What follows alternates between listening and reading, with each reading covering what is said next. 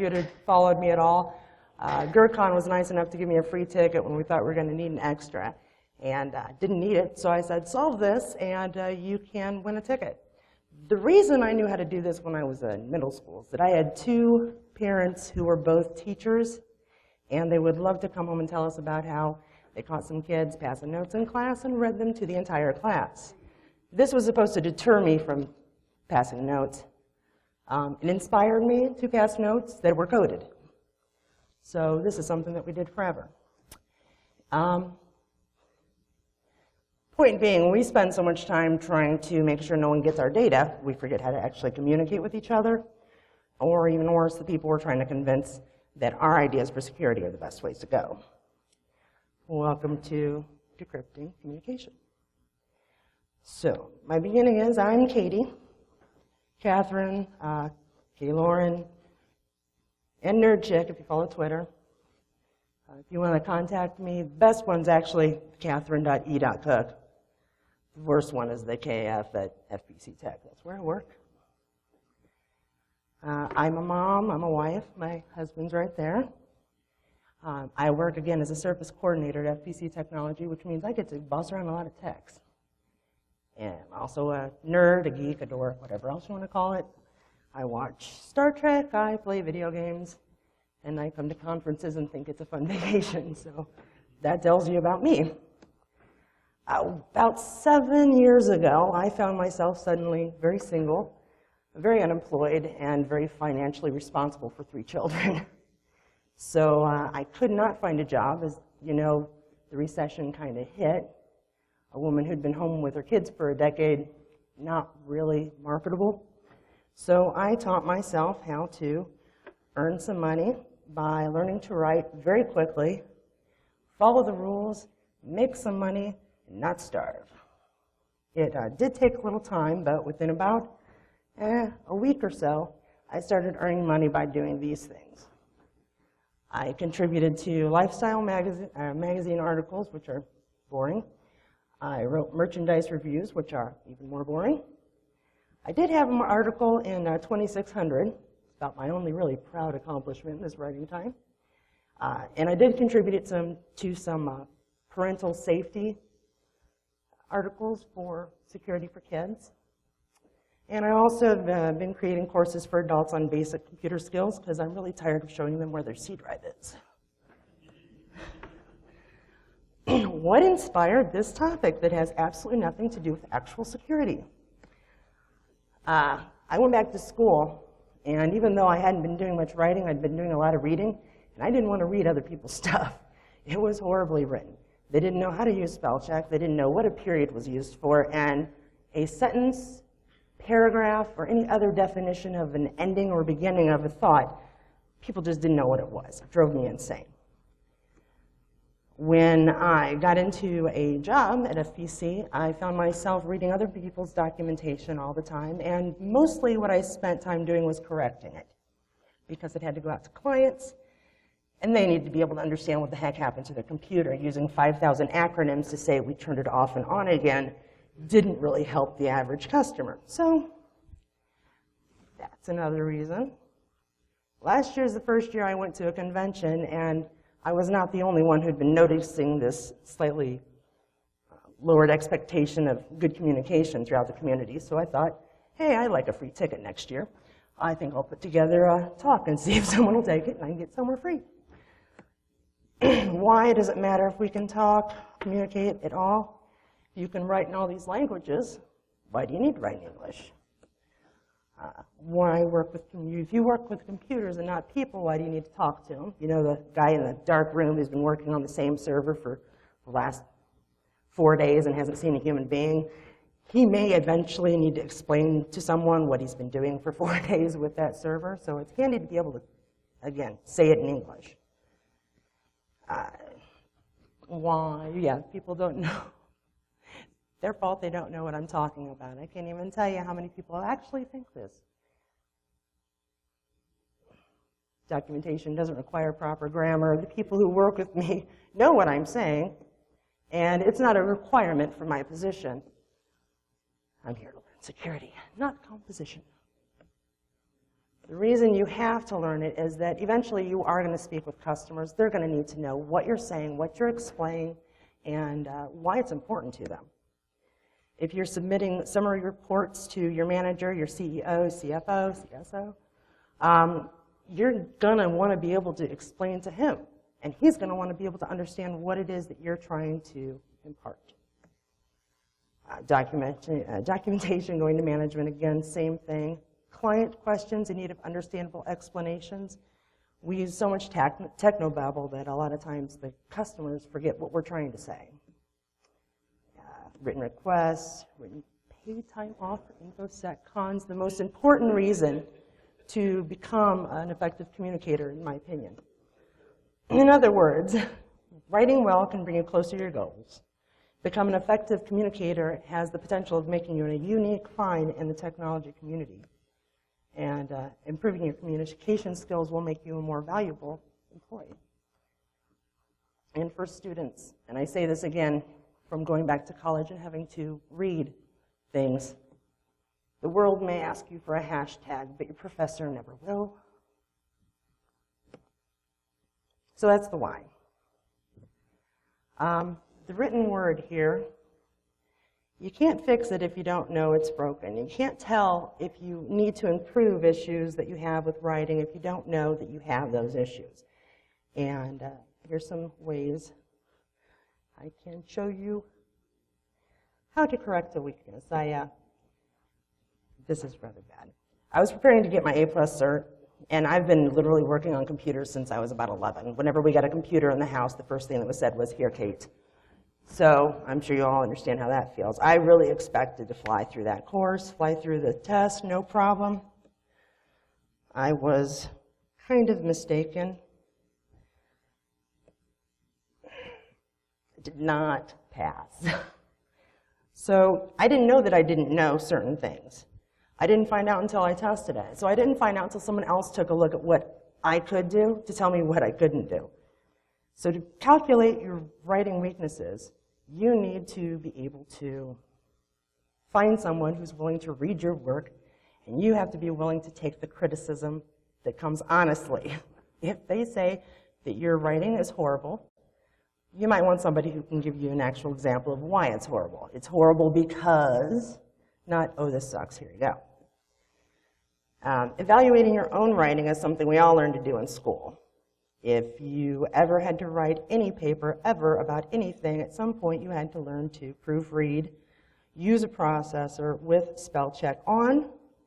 You should also check your word processor for sensitivity for grammar, punctuation, because you can miss some serious things that make a huge difference in what you're trying to say. You should always turn on your extras like word count, because if you're getting too wordy, they're going to stop reading at about word 300.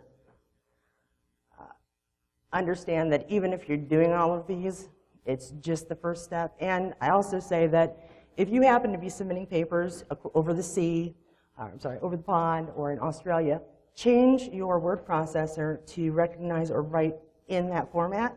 It actually will come off a little bit better for them.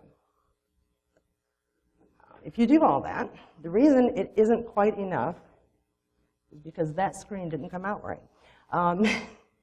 There are two truths of your own writing. You know what you wanted to say, so when you read it, that's what you read. If you wanted to say, "I'm walking through the hill," but you said, "I'm walking the hill," you're going to read that so quick, you're not even going to see that mistake.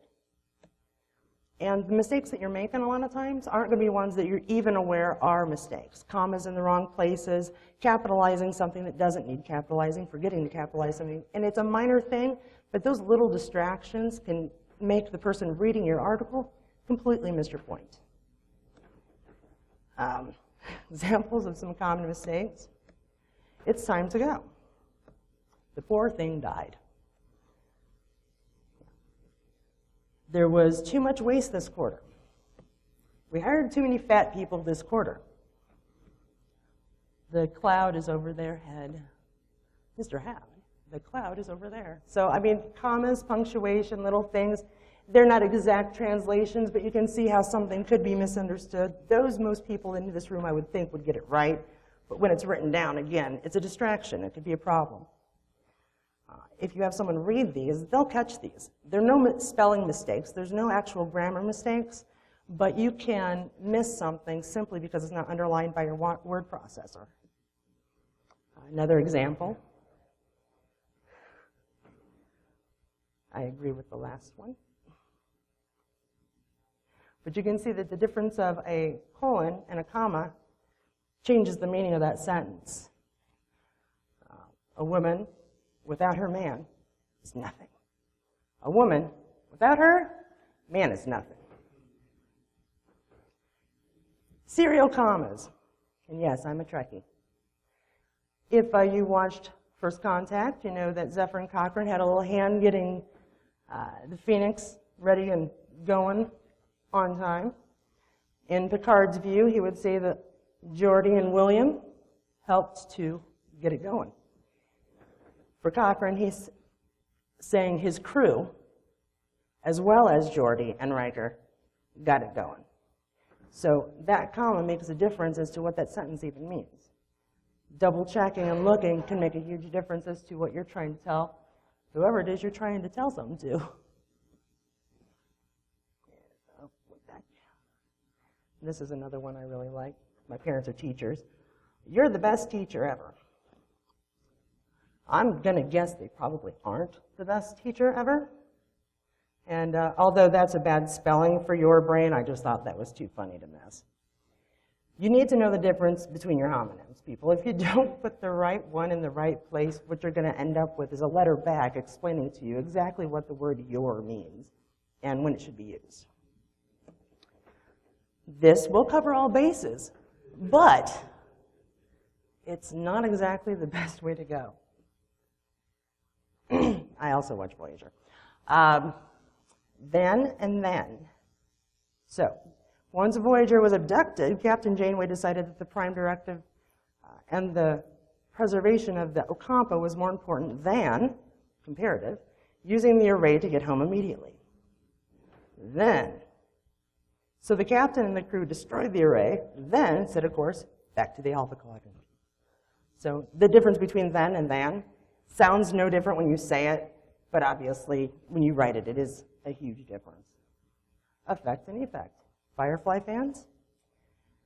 The Alliance hoped to effect a change in its citizens by lowering the aggression through the introduction of an experimental chemical to the colony on Miranda. And then I hit the right one there. The effect of the chemical. So you can see that it's a minor difference, but the difference in the word, the meaning of it, is completely different. And again, if you get a grammar Nazi, they will stop, and they will be not impressed with you. This one is actually no longer relevant, but somebody took a lot of time to draw the Enterprise on there, so I just wanted to show it off. That's pretty neat. You can pretty much split your infinitives now. We can boldly go wherever the hell we want. We don't have to go boldly. But I just wanted to show that one off a little bit. Spell check is always your friend. If you do not want to look like a complete moron, you may want to spell check and make sure that your knowledge is correct. And you may want to skip words that, yes, are technically in the dictionary. Quite frankly, they make me cringe when I hear them in conversation, and if I ever see them on a paper, I take quite a bit of time enjoying belittling my technicians and telling them this is not correct. So even if the word is in the dictionary, if you don't see it as a professional word, don't use it. And yes, seriously is actually a word. That just blew my mind. It's now part of the dictionary and for Webster. So even though you know the rules, how can you guarantee that you're not going to make the mistakes? You can't. I write all the time. I make huge mistakes all the time. Check my blog. It's fun. Yeah. In the end, you don't do it alone. If you want to be able to present something well, be ready to lean on other people. We lean on each other for all kinds of things. A little spell check and grammar help isn't going to be a big burden on anybody. And if you really want some help, I'm always happy to read stuff. Doesn't mean that you just use the word processor or people, but be ready to pass it around and take the criticism. What you get from this is you slowly learn to identify your communication issues. whether it's spelling, grammar, punctuation, anything listed, you'll catch yourself making those mistakes before you actually type them or write them down. And when you can do that, you get those papers and any reports out faster because you're taking less time double-checking your work and more time being productive. The best ways I have found to improve skills is to simply practice and read.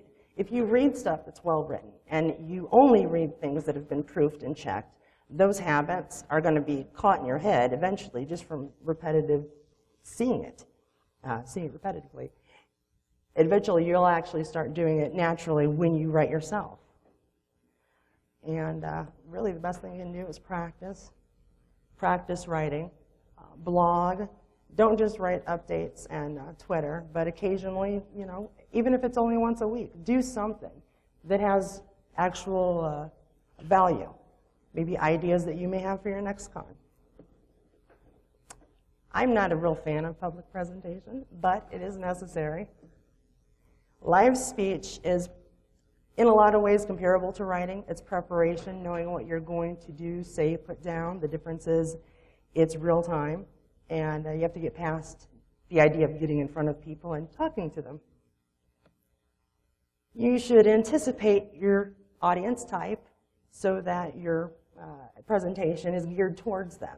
You don't want to say the wrong thing, mention the wrong company, or some sort of affiliation that might end up getting you out of the room faster than you wanted to.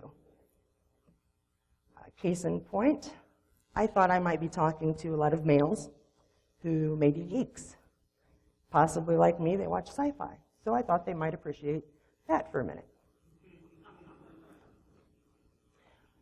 Just in case everyone isn't always the same, I thought I'd make this give me a little something too. So you should try and gear it for whoever might be in your audience. You can't rely on cheap tricks. You do have to have some actual content, things people are going to want to know. Try to anticipate what people might ask. Questions and answers come easier that way if you have at least some idea of what might come up from the presentation. Visual aids are always good. We aren't really at Transwarp Factor, Big and Trekkie. I just wouldn't put it in there. You can feel free to measure your dweeb, nerdness, dork, geek, or obsession, intelligence, or social ineptitude on your own time. Although you don't want to put on too much, eventually people will get up and leave just because you are droning on and on and on and on. I think 320 slides is actually the perfect number. And if it was Mr. Spock, I would sit down quietly and listen. The best thing you can do is practice. Go over it in front of a mirror, go over it and over it until it comes out fairly smoothly, until you have an idea of what words you're going to be using. And that way it'll be smoother for you, it'll be easier on the audience, and everybody will be more engaged and be ready to listen to what you have to say. Tricks for practicing we've all learned. I can't remember not knowing this, but my dad, along with being a teacher, was also the speech coach. So practicing for a speech was sort of a second-hand thing. You should try and time yourself. Check and find out how long you're going, how fast you're going. People who are speaking in public tend to go a little bit faster than they do when they're doing it on their own. You can also, again, practice in the mirror, record yourself on camera, play it back. That way, if you make similar mistakes, the same mistakes over and over again with the writing, if you do it enough and you see what you're doing, you'll be able to stop yourself. Watch the uhs. I can't not Hopefully I'm engaging enough that you're listening, but it's something to try to avoid. Remember, you are the one up there talking. You should not be leaning on the podium, standing stock still, staring at your notes, talking too fast, or speak too quietly so that no one can actually hear what you're trying to say. Always make eye contact, move around a little, speak to the audience, smile and communicate with your expressions as well as your words. Speak slowly and clearly. I have a bit, so if you can't understand me, I'm sorry. I try very hard. And watch for the audience. Watch for cues that they're either understanding, following. Maybe you get some very confused looks. That's a time to stop, back up a second, maybe re-explain yourself. How do you judge your skills when you're done communicating? Well, do they understand? Do they follow what you're saying? Are they able to come up with their own questions about what you've been saying? It means they've at least understood some of it. And more importantly, if you're presenting to your boss, does he now want to pay for your convention trip or possibly pay your time while you're there? And most importantly, are they awake when you're done? Thank you very much. Enjoy your convention.